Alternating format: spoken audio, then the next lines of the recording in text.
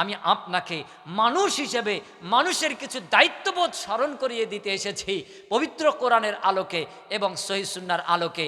যেহেতু আল্লাহ সুবহানাহু ওয়া তাআলা পবিত্র কোরআনে যত আমলের আদেশ দিয়েছেন, যত ইবাদতের আদেশ দিয়েছেন, তার সর্বাগ্রে আল্লাহ সুবহানাহু ওয়া তাআলা যে আদেশ দিয়েছেন সেই আদেশটা হলো ইকরা, পড়ো।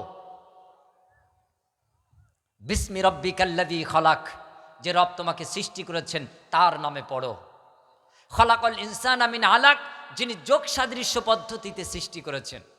সৃষ্টি নিয়ে যদি চিন্তা করা হয়, আপনার ব্রেন, আপনার মস্তিষ্ক যে কত পরিষ্কার হবে এটা আপনি কল্পনাও করতে পারবেন না।